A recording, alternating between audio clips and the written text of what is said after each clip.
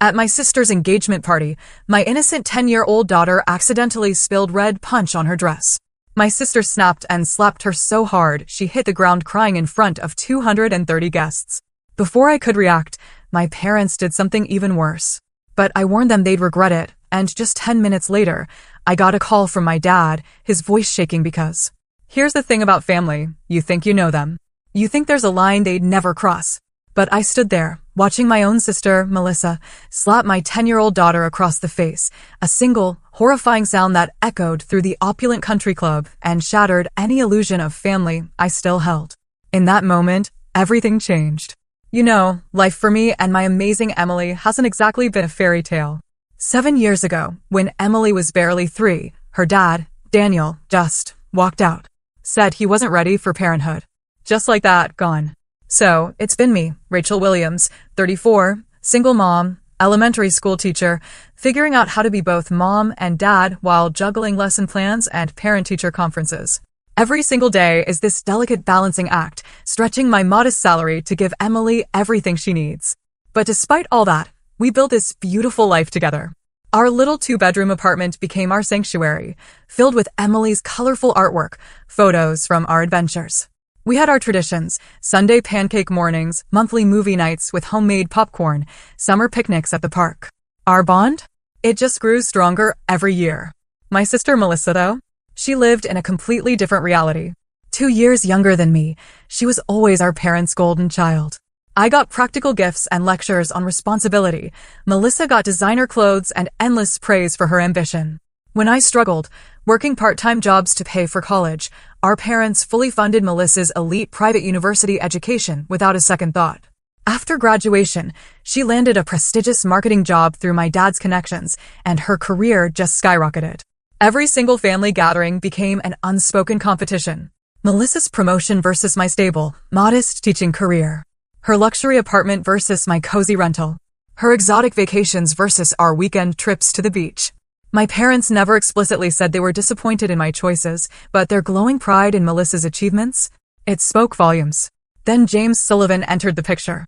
Son of a prominent local business owner, he was everything my parents valued: wealth, social status, ambition. When Melissa announced their relationship, they were ecstatic. Sundays became forums for discussing James's latest business success or his family's connections. Emily's academic achievements or my students' progress barely warranted more than a polite nod. Your sister really knows how to select the right partner, my mother once commented, helping me wash dishes. James has such potential. It's a shame things didn't work out with Daniel, but perhaps next time you'll choose someone with more stability. The word stung. As if my failed marriage was a choice I made, not a painful abandonment. Despite all this, I tried. I really did try to maintain a relationship with Melissa. Emily deserved to know her aunt and grandparents, regardless of our differences. I accepted the subtle jabs. Emily seems so attached to you. Don't you worry she's not independent enough? My teacher clothes. Oh, those are practical, aren't they? My lifestyle. Have you considered a side job, Rachel? Single moms need to think about college funds early. So, when Melissa called 6 months ago to announce her engagement, I genuinely congratulated her. I felt a flicker of hope that this new chapter might soften some of her sharp edges. And when she invited us to the party, a real glimmer that maybe, just maybe, our family relations would improve. This is a very exclusive event, Rachel, Melissa emphasized over the phone. James's family invited several important business associates. Emily will need to be on her absolute best behavior. Of course, I assured her, ignoring the implication that my daughter typically misbehaved. Emily is excited to celebrate with her aunt. The weeks before the party were a whirlwind. Money was tight, but I splurged on a navy blue cocktail dress from a department store sale rack. Nothing compared to Melissa's designer outfits, but elegant enough. For Emily, I found a beautiful, age-appropriate dress with delicate embroidered flowers. We practiced proper table manners. We discussed appropriate conversation topics for fancy events. Remember, sweetie, this is a very important day for Aunt Melissa, I explained, brushing Emily's hair the morning of the party. There will be a lot of grown-ups talking about grown-up things, so if you get bored, just stay close to me, okay? Emily nodded seriously, her blue eyes, so much like her father's, wide with determination. I'll be super good, Mom. I won't embarrass you or Aunt Melissa. You could never embarrass me, I assured her, kissing the top of her head. Just be your wonderful self. As we drove to the exclusive country club, Emily chatted excitedly about seeing her grandparents and the princess party her aunt was having. I found myself smiling at her enthusiasm while tamping down my own anxiety. Perhaps today would be different. Perhaps Melissa's happiness would finally create space for genuine connection. Do you think Uncle James will dance with me at the wedding? Emily asked, smoothing her dress for the 20th time. I'm sure he would love to, I replied, choosing optimism over the reality that James had barely spoken 10 words to Emily in 2 years. The sprawling country club came into view. Luxury cars filled the lot, Mercedes, BMWs, even a few Bentleys. My 10-year-old Honda looked woefully out of place. Wow, Emily whispered, pressing her face against the window. It looks like a castle. I parked in one of the few remaining spaces, checking my appearance one last time. Ready for an adventure? I asked, forcing brightness into my voice. She nodded eagerly. Ready. If only I had known what awaited us inside those elegant doors, I might have turned the car around right then. But hindsight offers clarity that hope often obscures. In that moment, all I wanted was a beautiful day celebrating my sister's happiness. The country club exuded luxury from every polished surface. Crystal chandeliers, marble floors, floor-to-ceiling windows overlooking manicured gardens. Arrangements of white roses and orchids adorned every table. It's like a fairy tale, Emily whispered, clutching my hand tightly. Rachel, you made it. Melissa's voice carried none of the warmth you'd expect when greeting family. She approached, wearing a stunning white designer dress that probably cost more than 3 months of my salary. Her diamond engagement ring caught the light with every graceful movement. You're 15 minutes late. Traffic was heavier than expected, I explained, leaning in to kiss her cheek. Congratulations, Melissa. Everything looks beautiful. Melissa accepted the kiss stiffly, her eyes already scanning my outfit. That dress is interesting. Navy blue for a spring engagement. Before I could respond, Emily stepped forward with the small gift bag we'd brought. Happy engagement, Aunt Melissa. We got you a present. Melissa glanced down as if just noticing my daughter. Thank you, Emily. Put it on the gift table with the others. She gestured vaguely toward a distant table already piled with elegantly wrapped packages. Your grandparents are somewhere around here. James's parents are eager to meet everyone, so do try to make a good impression. With that, she turned to greet another arriving guest, dismissing us entirely. Emily's smile faltered slightly, but she recovered quickly. Should we find Grandma and Grandpa? Great idea. I agreed, guiding her through the crowd, carefully navigating around servers carrying trays of champagne and hors d'oeuvres. We found my parents near the bar. My dad in an expensive new suit, my mom in a designer outfit I recognized from a magazine. Their faces lit up momentarily, until they realized it was us approaching, rather than someone from James's social circle. Rachel, there you are, my mother said, giving me a quick, perfunctory hug before turning her full attention to Emily. My goodness, look how tall you're getting. Are you eating enough vegetables? You look a bit pale. Hi, Grandma. Hi, Grandpa. Emily replied politely. Your party dress is really pretty. Thank you, dear. It's Valentino, my mother preened, then turned back to me. Rachel, you should circulate. James's father is the CEO of Sullivan Development. They're practically building half the city now. Wouldn't hurt for you to make some connections. My father nodded in agreement. Education is all well and good, but with your situation, you should be thinking about more lucrative opportunities. My situation? I raised an eyebrow. Being a single parent, he clarified, as if explaining something simple to a child. Teachers' salaries aren't exactly designed for sole providers. I felt the familiar sting of their disapproval, but managed a tight smile. Emily and I are doing just fine. Thanks for your concern. Of course you are, my mother said dismissively. Oh, look. There's Senator Wilson's wife. We should say hello. Without waiting for a response, my parents glided away, leaving Emily and me standing alone once again. Are you hungry, sweetie? I asked Emily, spotting a table with child-friendly snacks. She nodded, and we made our way toward the food. Along the way, a middle-aged woman in a conservative but elegant pantsuit smiled warmly at us. What a lovely daughter you have, she commented. Those beautiful curls are natural, I assume. Thank you. Yes, they are, I replied, surprised by the genuine kindness in her voice. I'm Catherine Foster, James's aunt, she introduced herself. Rachel Williams, I confirmed, and this is my daughter, Emily. Pleased to meet you both. It's refreshing to see a young lady at one of these stuffy events. She winked at Emily, who grinned in response. The chocolate-covered strawberries are particularly good, she stage whispered as Catherine moved on. Emily looked up at me. I like her, Mom. Me too, sweetie, I agreed, grateful for the brief moment of warmth in an otherwise chilly reception. Our respite was short-lived. As we sampled the elaborate spread, I noticed James's parents watching us from across the room. Unlike Catherine's friendly demeanor, their expressions conveyed clear assessment, and it seemed disapproval. James's mother whispered something to her husband, their eyes never leaving us. Melissa certainly didn't mention the child would be here. I overheard a woman nearby murmur to her companion, at such an exclusive event, I gently guided Emily away from the buffet, determined to shield her from the undercurrents of judgment flowing through the room. We found a relatively quiet corner where Emily could eat her small plate of treats while I sipped sparkling water, having decided alcohol would only complicate an already tense situation. The formal part of the celebration began an hour in. Melissa and James stood at the front of the room while James's father delivered a toast.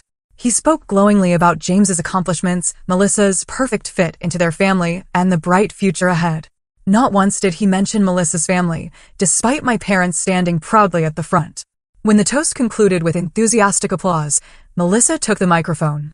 "Thank you all for coming to celebrate our special day," she gushed, her voice carrying the polished tone she reserved for important occasions.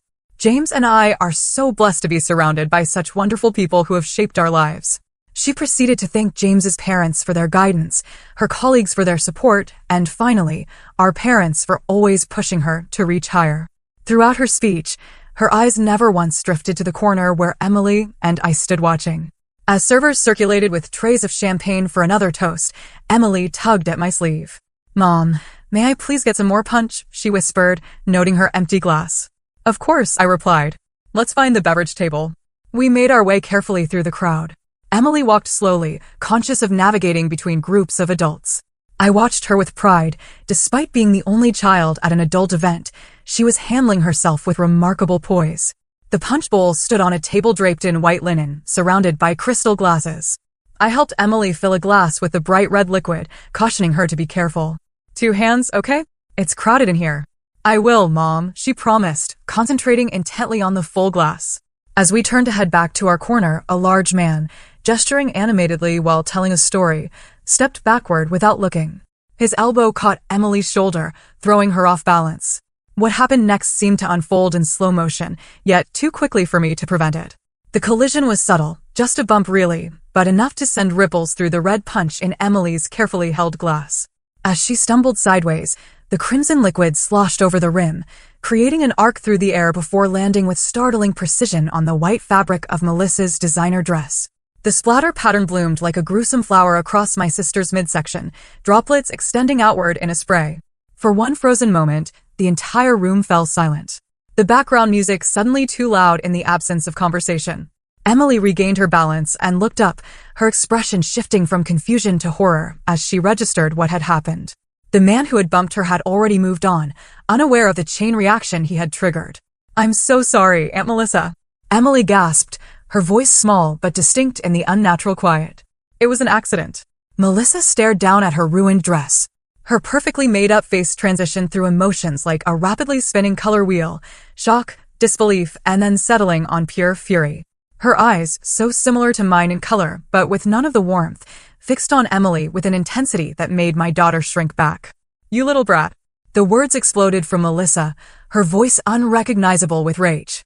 "Do you have any idea what you've done?" Before I could step forward, before I could place myself between my sister and my child, Melissa's hand swung through the air. The crack of her palm against Emily's cheek echoed like a gunshot in the silent room. The force knocked my 10-year-old backward, her small body losing balance and crumpling to the floor as her now empty glass rolled away across the polished marble. Time seemed to fracture in that moment. I stood immobilized by disbelief, my brain refusing to process what my eyes had just witnessed. My sister, my own flesh and blood, had struck my child with enough force to knock her down. The red mark blooming on Emily's pale cheek matched the stain on Melissa's dress with horrific symmetry. Emily curled into herself on the floor, one hand pressed against her face, tears streaming silently down her cheeks as she stared up at her aunt in confusion and fear. The look in my daughter's eyes, the betrayal, the hurt, the incomprehension, finally broke through my paralysis. I lunged forward, dropping to my knees beside Emily, gathering her trembling body against mine. "Are you okay? Let me see, sweetie." I gently moved her hand away, revealing the outline of fingers already visible on her skin. Around us, the room had erupted into chaos. Several guests gasped audibly. An older woman nearby muttered, "Oh my goodness," repeatedly. Two younger men in the back had their phones raised, undoubtedly recording the unfolding drama. James stood frozen near his parents, his expression caught between embarrassment and shock. "Look what she did to my dress." Melissa towered over us, gesturing wildly at the red stain. Her voice had risen to a near screech. "This is Vera Wang. It's custom-made. It's ruined. She's a child." I responded, my voice low and dangerous as I helped Emily to her feet. "It was an accident. An accident. She's been running around all evening like this is a playground. This is exactly why children don't belong at adult events." James finally moved forward, placing a hesitant hand on Melissa's arm. "Mel, maybe we should. Don't you dare take their side." Melissa jerked away from him. "My dress is destroyed. The photographs are ruined. Everything is ruined." I was about to respond when my parents pushed through the surrounding guests. Rather than checking on their sobbing granddaughter, they immediately flanked Melissa. "What happened to your beautiful dress?" my mother exclaimed, examining the stain while completely ignoring Emily's marked face.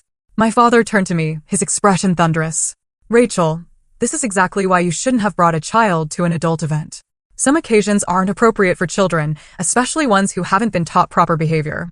The casual cruelty of his words, spoken within Emily's hearing, sent a surge of protective rage through me. "Proper behavior? My 10-year-old was just physically assaulted by her aunt, and you're worried about a dress. Don't be so dramatic," my mother dismissed with a wave of her manicured hand. "It was barely a tap. Emily is clearly overreacting, just like her mother."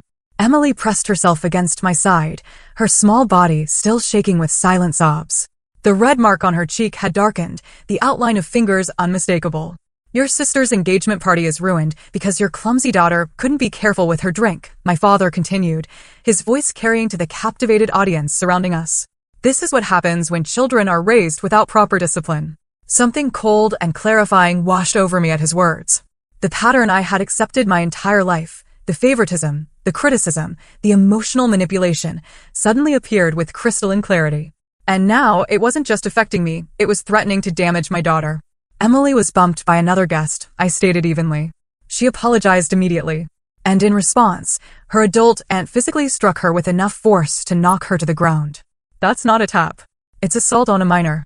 James's parents had joined our circle now, his mother's face pinched with distaste.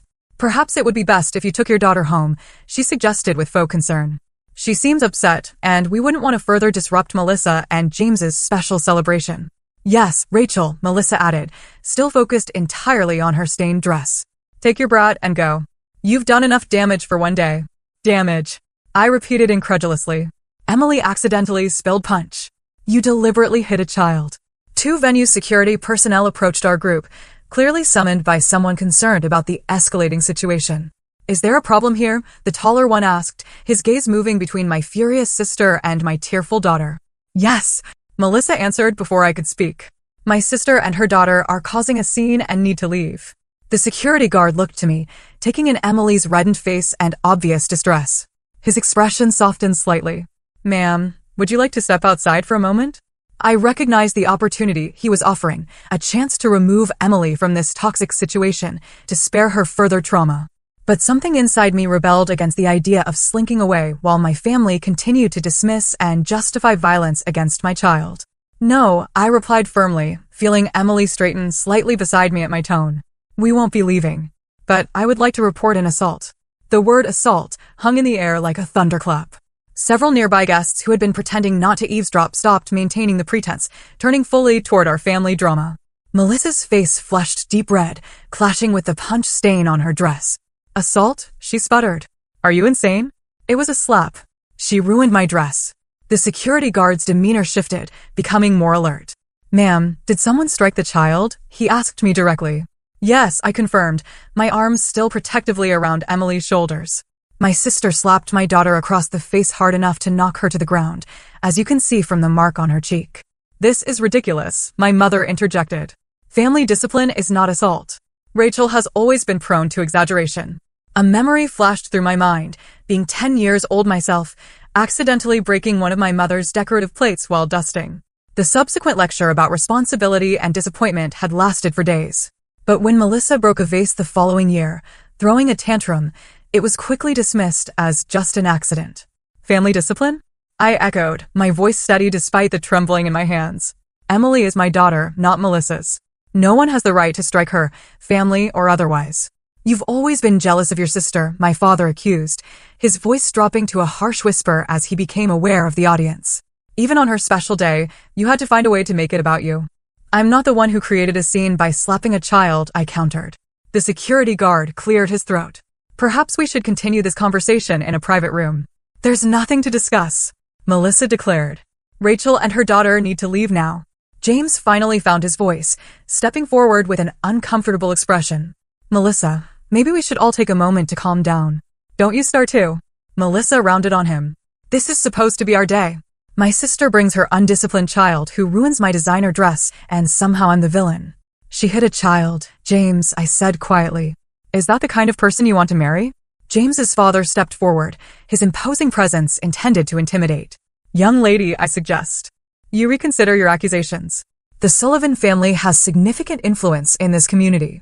Making false claims could have serious consequences for your teaching career. The thinly veiled threat only strengthened my resolve. I had spent years accommodating my family's toxic behavior, making excuses, accepting their treatment. But seeing them now, closing ranks to justify violence against my child? Something fundamental shifted inside me. Are you threatening me for protecting my daughter? I asked, loud enough for nearby guests to hear. Nobody is threatening anyone, James's mother interjected smoothly. We're simply suggesting that this unfortunate incident has been blown out of proportion. Children spill things, adults get frustrated. Let's not make a mountain out of a molehill. Emily, who had been silent since the slap, suddenly spoke up. She hurt me.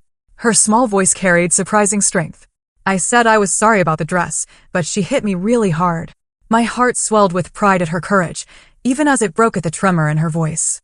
Out of the mouths of babes, commented an elderly woman standing nearby, giving my parents a disapproving look. Either you and your brat leave now, Melissa hissed, leaning close enough that I could smell her expensive perfume, or I'll make sure you regret it. Do you have any idea how many school board members are friends with James's family? The implied threat to my career, my livelihood, the very way I supported my daughter, was the final straw. If you or anyone in this family ever touches my daughter again, I replied with deadly calm, the consequences will extend far beyond a ruined party. That's not a threat, Melissa. It's a promise. It was just a slap, my mother insisted, her voice rising with frustration.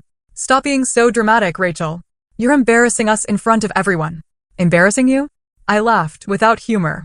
Your adult daughter assaulted a child in front of 200 witnesses, and you're worried about embarrassment? I pulled out my phone and quickly took several photos of Emily's face, the handprint now clearly visible. Then I snapped a picture of Melissa's stained dress. What are you doing? Melissa demanded. Documenting the molehill that supposedly justifies child abuse, I answered calmly. Abuse? Now you're being ridiculous, my father blustered. Children need discipline. Discipline is teaching, not hitting, I corrected him. But then, you've always confused the two. James looked increasingly uncomfortable, shifting his weight from foot to foot. Maybe we should all take a break, get some air. There's no need for a break. Melissa snapped. There's a need for my sister to take her dramatic daughter and leave my engagement party before they cause any more damage. Then she made her fatal mistake. Leaning down to Emily's level, Melissa spoke with venomous sweetness. You're just being dramatic like your mother, aren't you? Crying over nothing because you want attention. That's probably why your daddy left. He got tired of the constant drama. Emily recoiled as if struck again, her eyes wide with fresh hurt.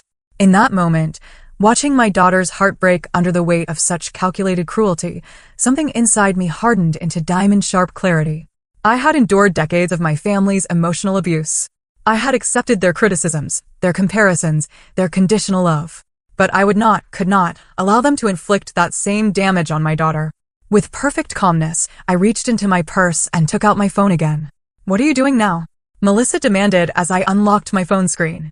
Without answering her, I dialed 911 and put the call on speaker. 911, what's your emergency? The dispatcher's professional voice carried clearly in the suddenly silent circle around us. I need to report an assault on a minor, I stated clearly, maintaining eye contact with my sister. My 10-year-old daughter was slapped across the face by her aunt with enough force to knock her to the ground. We're at Pine Hills Country Club on Lakeview Drive. Is the child injured? The dispatcher asked. She has a visible handprint on her face and may have bruising. Are you in immediate danger? Is the person who assaulted her still present? Yes, she's still here. We're currently surrounded by family members who are pressuring us to leave and forget the incident happened. My mother lunged for the phone, but I stepped back, keeping it out of her reach. Rachel, hang up that phone immediately, she hissed. You're destroying this family over nothing. Officers are being dispatched to your location, the dispatcher continued. Please stay on the line until they arrive. Melissa's face had drained of all color except for 2 bright spots of rage on her cheeks. You called the police. On me? At my engagement party? Actions have consequences, I replied simply. My father stepped forward, lowering his voice to a menacing whisper. If you don't end this call right now, you're no longer part of this family. Do you understand me? You will be cut off completely. For the first time in my life, his threat held no power. I made my choice the moment Melissa struck Emily. Emily, still pressed against my side, looked up at me with a mixture of awe and apprehension. Mom, it's okay. We can go home if you want. I knelt down to her level, momentarily turning away from my raging family. No, sweetie. It's not okay. What Aunt Melissa did was wrong, and what Grandma and Grandpa are doing now is wrong too. Sometimes we have to stand up for what's right, even when it's hard. She nodded solemnly, then whispered, I'm proud of you, Mom. Her words filled me with certainty that I was making the right choice, however difficult. Rachel, be reasonable. James finally spoke up, his tone placating.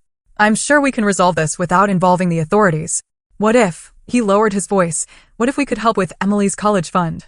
A generous contribution to put this unfortunate incident behind us. I stared at him in disbelief. Are you trying to bribe me to ignore the assault of my child? He blanched, suddenly aware of how his offer sounded. That's not what I meant, I just thought. You'll regret this, Rachel. Melissa cut in, her voice shaking with fury. When you're looking for a new job because no school in this district will hire you, when you're struggling even more than you already are, you'll wish you'd just taken your brat and left when you had the chance.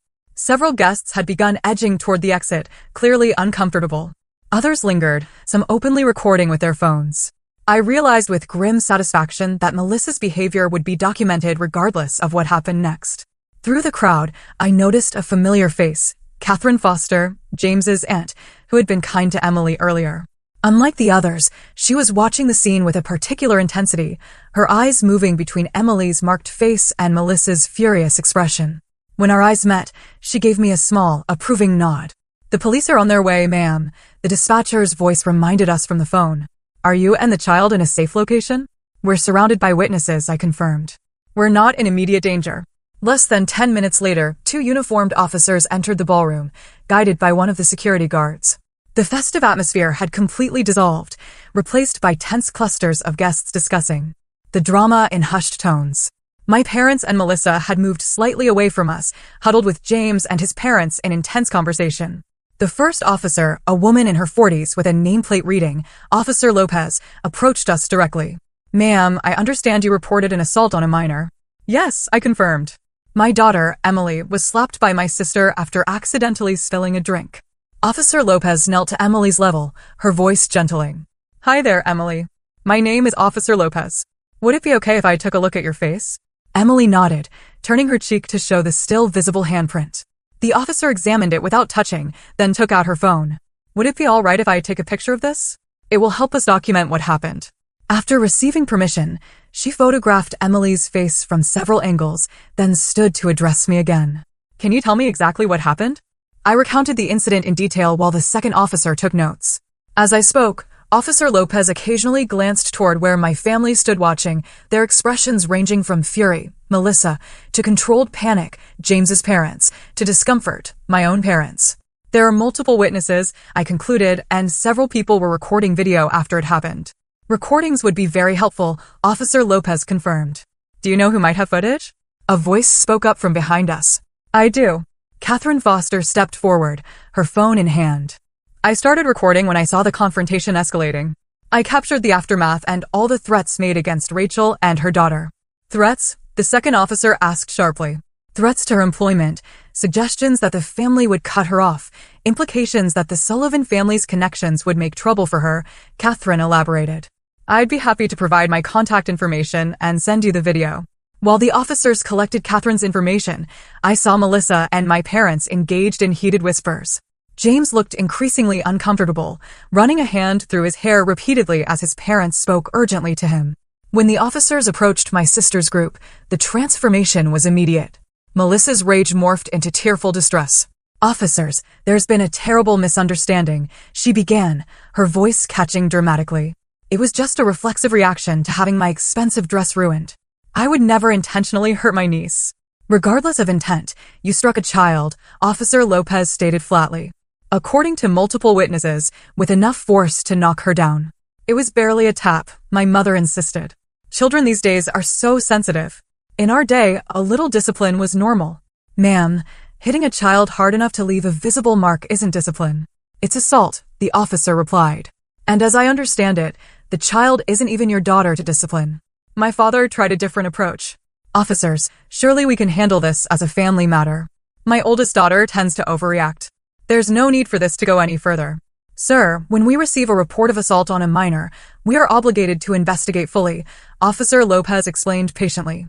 This isn't something we can just ignore. As the officers continued questioning my sister, I noticed James had stepped away from the group and was watching the proceedings with an unreadable expression. When he caught me looking, he approached slowly. I've never seen Melissa act like that before, he said quietly. I knew she could be particular about things, but this isn't new behavior, James, I told him honestly. It's just the first time you've seen it directed at someone vulnerable enough that you couldn't ignore it. He absorbed this in silence, then said, I'm sorry about what happened to Emily. That should never have happened, regardless of the circumstances. Before I could respond, Officer Lopez returned to us. Ma'am, we've spoken with multiple witnesses and viewed some video evidence. Based on our investigation, we're issuing a citation to Melissa Foster for simple assault on a minor. This is a misdemeanor offense that can carry penalties including fines and potential jail time, though first offenses typically result in probation. You'll need to appear in court on the date listed on this card. She handed me a business card with case information. You may also wish to file for a temporary restraining order to prevent further contact between your daughter and your sister until this is resolved. A restraining order? My mother's voice rose in disbelief from behind us. This is absurd. We're family. Family members are statistically the most common perpetrators of child abuse, ma'am, Officer Lopez replied evenly. The law doesn't make exceptions based on relationship. As the reality of the situation sank in, the remaining guests began dispersing quickly, murmuring excuses as they headed for the exits.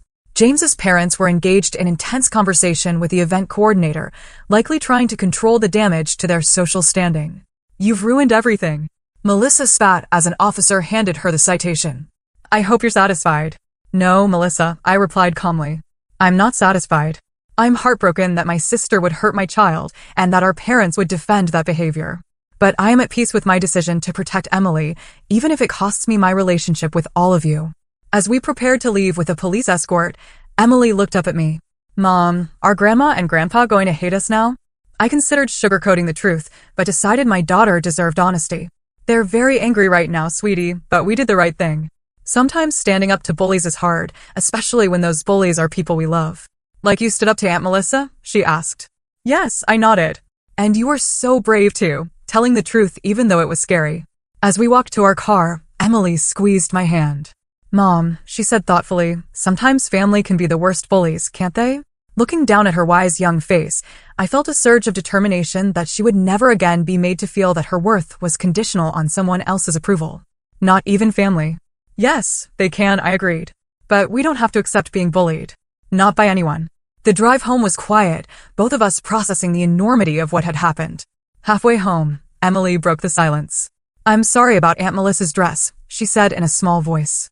It was an accident, Emily, I reminded her gently. Accidents happen. Nothing you did justified how she reacted. I know, she nodded. But I'm still sorry it happened. Her capacity for empathy, even towards someone who had hurt her, filled me with pride. Whatever happened next with my family, I knew with absolute certainty that Emily and I would be okay. The days following the engagement party incident unfolded like scenes from a movie I never wanted to star in. By Sunday morning, someone had posted video of the aftermath of the slap online, capturing Melissa's fury, my parents' dismissal of Emily's pain, and the arrival of police officers. The clip went viral, locally then regionally, with comments overwhelmingly supportive of my decision to report the assault. My phone began ringing incessantly, unknown numbers, local news outlets seeking comments, distant relatives expressing either support or outrage, and even a few parents from my school checking on Emily's well-being. I answered only calls from known contacts and kept Emily home from school on Monday to give her time to process. Tuesday morning brought the news that Melissa had been placed on administrative leave from her marketing firm, pending an investigation. Apparently, the company's family-friendly brand couldn't risk association with viral videos of their executives striking a child. Your sister has been devastated by this, my mother's voicemail informed me. Her career may be ruined because you couldn't handle a family matter privately. I hope you're satisfied with yourself. I deleted the message without returning the call, focusing instead on Emily. We'd visited a child therapist on Monday afternoon, a gentlewoman named Dr. Karen Bennett, who specialized in childhood trauma. Emily had been quiet but cooperative.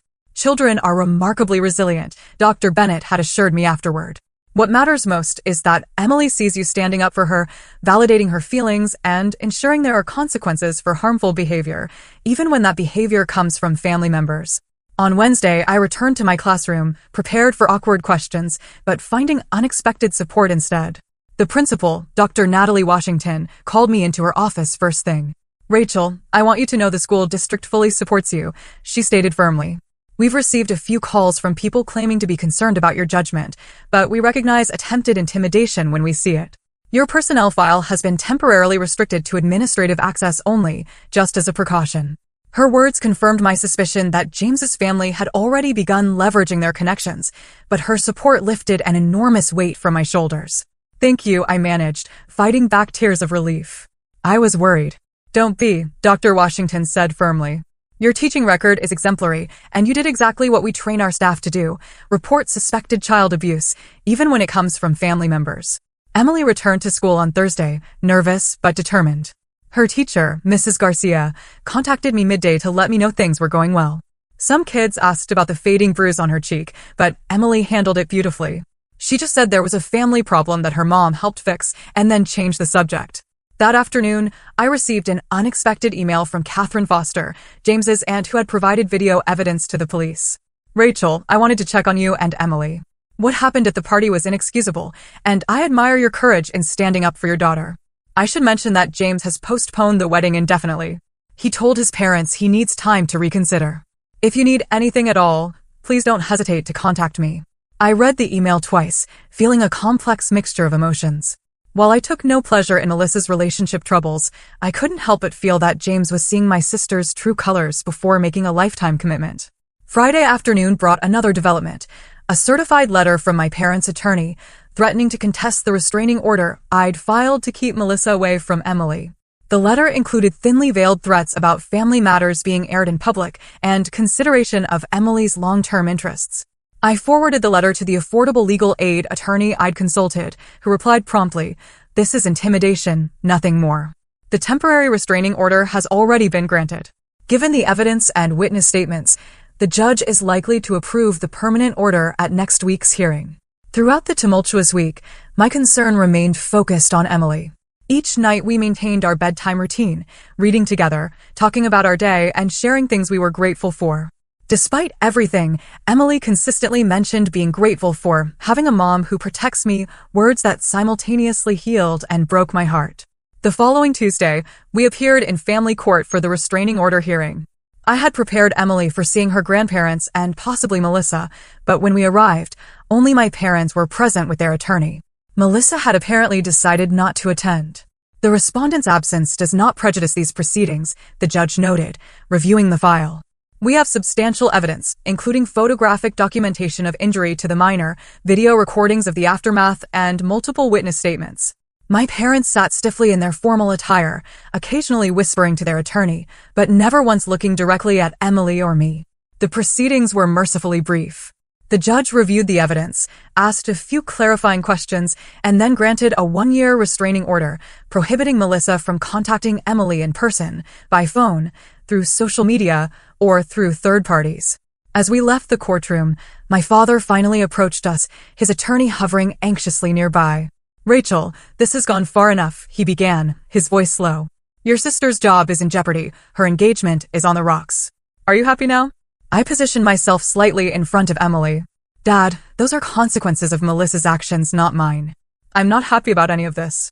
I'm sad that my sister chose to hurt my daughter, and I'm heartbroken that you and Mom chose to defend that behavior instead of protecting your granddaughter. You always were stubborn," he muttered. "Just like your grandmother." "I'll take that as a compliment," I replied. Grandma Ruth stood up for what was right, too. As we walked away, Emily slipped her hand into mine. Mom, will we ever talk to Grandma and Grandpa again? I don't know, sweetie, I answered. Honestly, that depends on whether they can understand that what happened was wrong and make real changes. But no matter what, you and I are going to be okay. The weeks that followed brought unexpected developments. Anonymous donations to Emily's college fund appeared in our mailbox, ranging from $20 to one particularly generous check for $5,000, with a note simply signed, KF. I suspected Catherine Foster, but had no way to confirm. Extended family members I hadn't spoken to in years reached out with messages of support. My cousin Taylor revealed that she had distanced herself from family gatherings years ago after similar treatment from my parents and Melissa. They always made me feel like I wasn't good enough, she confided during our lunch together. Watching you stand up to them gave me courage to reconnect with the family members who actually value me. Most surprising was an email from James himself, 6 weeks after the incident. Rachel, I wanted you to hear this from me directly. After much reflection, I've ended my relationship with Melissa. The incident with Emily forced me to recognize patterns I'd been ignoring. I've suggested Melissa seek therapy to address her anger issues, and I'm doing the same to understand why I tolerated certain behaviors for so long. Please know I wish only the best for you and Emily. I showed the email to my therapist. I had started my own counseling sessions, recognizing that my family dynamics had affected me in ways I was only beginning to understand. This is a positive development, she observed, not because your sister lost her relationship, but because it suggests there may be accountability and growth happening. People don't change unless they have reason to reflect on their behavior. 2 months after the incident, my mother called. I almost didn't answer, but decided to give her a chance. Rachel, she began awkwardly, your father and I have been discussing things. We've been talking with Pastor Michael at church about family reconciliation. I remained silent, waiting. We're not saying we handled everything perfectly, she continued, the admission clearly difficult for her. But surely now that some time has passed, we can put this behind us? We miss seeing Emily. Mom, putting it behind us without addressing what happened isn't reconciliation. It's sweeping abuse under the rug, I replied carefully. Emily has been working with a therapist to process what happened. If you and Dad are serious about rebuilding a relationship with us, I'd suggest you speak with her therapist about how to move forward appropriately. Therapy? My mother sighed. Is that really necessary? In our day, yes, it's necessary, I interrupted firmly. And it's non-negotiable if you want to be part of Emily's life again. The line went quiet for so long I thought she might have hung up. Finally, she said, I'll discuss it with your father. It wasn't a promise of change, but it was the first conversation with my mother in years that hadn't ended with me feeling diminished. Small progress, but progress nonetheless. The most unexpected letter arrived exactly 3 months after the engagement party. I recognized Melissa's handwriting on the envelope immediately, but opened it with caution. Rachel, she had written in her precise script, I've been attending anger management therapy as part of my agreement with the prosecutor to reduce the charges. I began going just to satisfy the legal requirements, but it has forced me to confront some uncomfortable truths about myself and our family dynamics. I am writing to acknowledge that my behavior toward Emily was inexcusable. No child deserves to be struck, regardless of the circumstances. I am not asking for forgiveness or for the restraining order to be lifted. I simply wanted you to know that I am working to become someone who would never again react with violence. Melissa. The letter contained no excuses, no attempts to share blame, and no request for reconciliation. Just accountability. I showed it to my therapist at our next session. This appears to be a genuine step toward accepting responsibility, she noted. Whether this leads to reconciliation is a separate question, one you don't need to answer now or perhaps ever. As summer arrived, Emily and I established new traditions and connections. We joined a community garden where Emily discovered a talent for nurturing plants. I formed friendships with several other single parents through a support group, people who understood the challenges and joys of raising children alone. At school, I received an unexpected promotion to lead teacher for my grade level, with Dr. Washington specifically citing my demonstrated commitment to children's welfare and safety as a qualifying factor. The implied message was clear. Despite whatever pressure James's family might have applied, the school district stood firmly behind me. One evening in July, as Emily and I walked home from the community pool, she asked thoughtfully, Mom, are you still sad about Grandma and Grandpa? I considered the question carefully. I'm sad about the relationship we don't have, and the relationship you don't have with them. But I'm not sad about the decisions I made to keep you safe. She nodded, processing this. I think Melissa's letter was brave, she observed. My therapist says admitting when you're wrong is really hard for grown-ups sometimes. I smiled at her insight. Your therapist is very wise. Do you think we'll ever be a normal family again? She asked. I replied slowly, that we already are a normal family. Just you and me. And maybe someday our family circle will grow again, but only with people who treat us with respect and kindness. Emily considered this, then smiled. I like our family the way it is now. As we rounded the corner to our apartment building, I realized that despite the painful journey of the past months, I felt lighter than I had in years.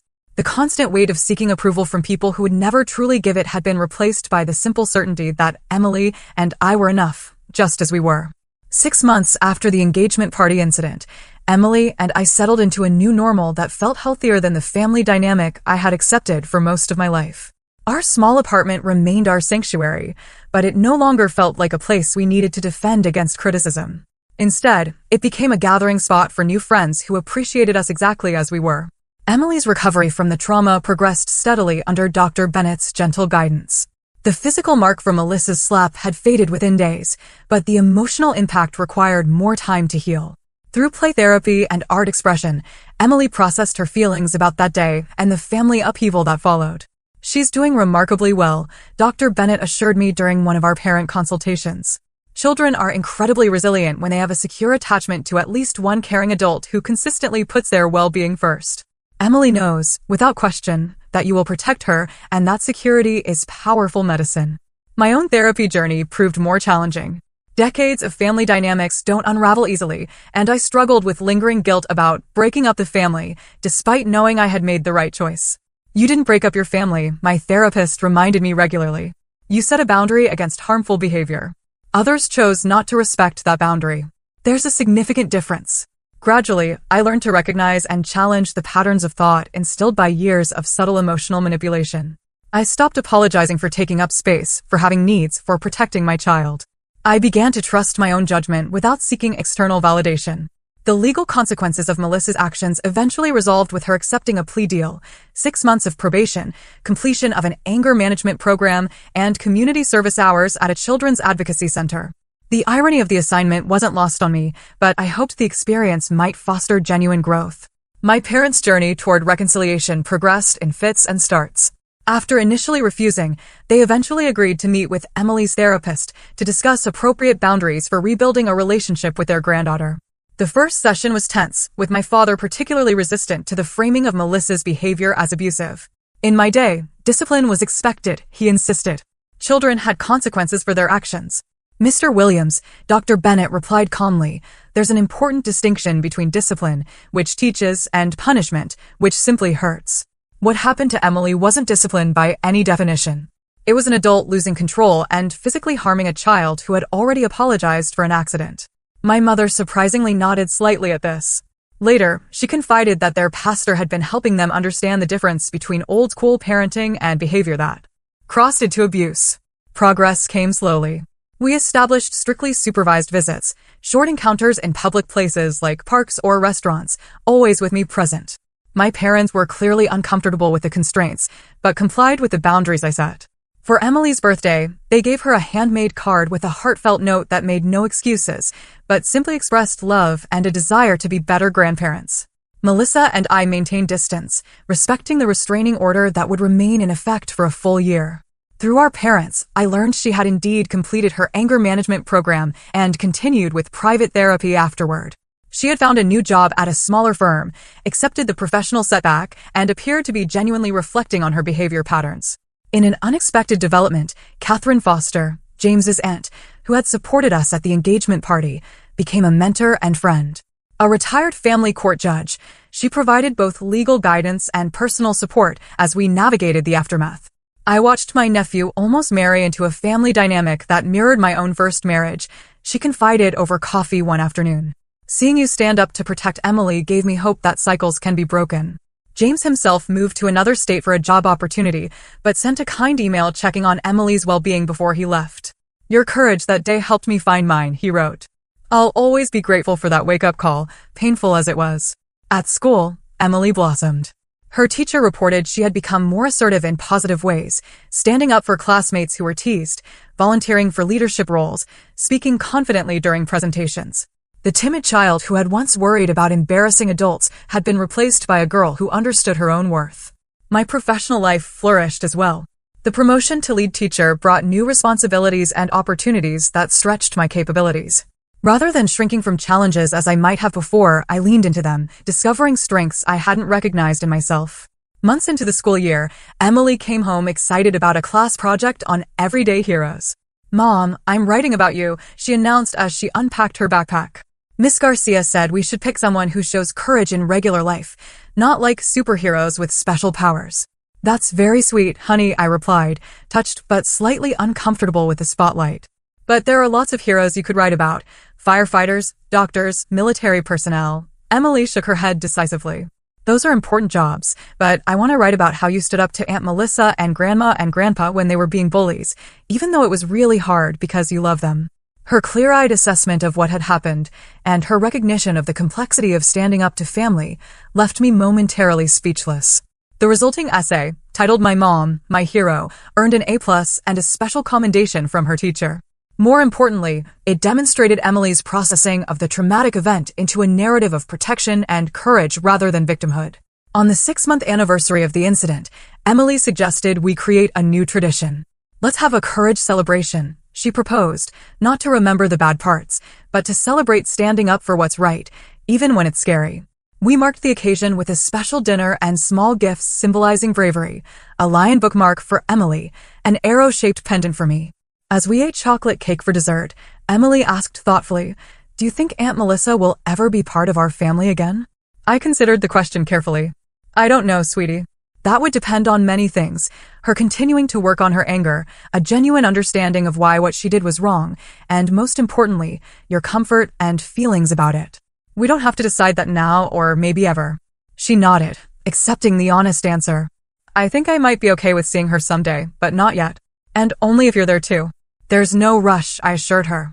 "And any decision we make will be about what's healthy for us, not about making other people comfortable." As winter turned to spring, tentative connections with extended family members began to form. My cousin Taylor became a regular visitor, bringing her children for playdates with Emily. My mother's sister, who had distanced herself from family gatherings years ago due to my parents' controlling behavior, reached out after hearing about the incident. "I always saw how they treated you differently than Melissa," she confided during her visit. "I tried to say something once, but your mother didn't speak to me for months afterward. I should have tried harder, been more present for you." "You're here now," I assured her, recognizing that healing could extend beyond just Emily and me. In April, I received a formal letter from Melissa's therapist requesting permission to facilitate a restorative justice conversation between us. The letter emphasized that this was Melissa's idea, but that I was under no obligation to participate. After discussing it with my own therapist and with Emily, who would not be present for any such meeting, I tentatively agreed to a preliminary conversation. The meeting, held on neutral ground in the therapist's office, was awkward but productive. Melissa appeared genuinely changed, more reflective, less defensive, willing to take full responsibility for her actions without qualifications. "I've been examining patterns that existed long before the engagement party," she admitted. "The way our parents pitted us against each other, how I internalized the message that perfection was the only acceptable standard, how I learned to manage anxiety by controlling everything and everyone around me. None of that excuses. What I did to Emily, but understanding it helps me ensure I never react that way again. We didn't emerge as friends or even fully reconciled sisters, but we established a framework for possible future healing. The restraining order would remain in effect until its natural expiration, with any contact with Emily to be determined later and only with extensive preparation and professional support." As the 1-year mark approached, I reflected on how profoundly our lives had changed since that fateful day. The family I had desperately tried to please no longer held power over my sense of worth. The daughter I had always protected now walked with greater confidence, secure in the knowledge that her boundaries would be respected. And I had discovered a strength I never knew I possessed, the courage to stand firm, even when standing alone. One evening, as I tucked Emily into bed, she asked a question that caught me off guard. "Mom, are you glad the punch spilled on Aunt Melissa's dress?" I sat on the edge of her bed, considering how to answer truthfully. "No, I'm not glad that happened. I wish that day had gone differently in many ways. But I am grateful for what we learned through that difficult experience." "What did we learn?" she asked, genuinely curious. "We learned that your worth isn't determined by other people's approval, even family. We learned that love should never hurt or diminish. We learned that standing up for what's right might cost relationships, but gain self-respect. And most importantly, we learned that sometimes the family you're born into isn't as healthy as the family you choose to build. Emily thought about this, then nodded. I like the family we're building. Me too, sweetheart, I agreed, kissing her forehead. Me too. As I turned off her light and closed her door, I felt a profound sense of peace. The journey hadn't been easy, and it wasn't fully complete. Healing rarely follows a straight line, and relationships damaged by years of unhealthy patterns don't transform overnight. But for perhaps the first time in my life, I felt fully confident in my choices, secure in my boundaries, and hopeful about our future, not despite standing up to my family, but because of it. Sometimes the bravest thing we can do is simply refuse to accept treatment that diminishes us or those we love. Sometimes love means standing up, not standing by. And sometimes the most important family bond isn't the one you're born with, but the one you protect with every fiber of your being.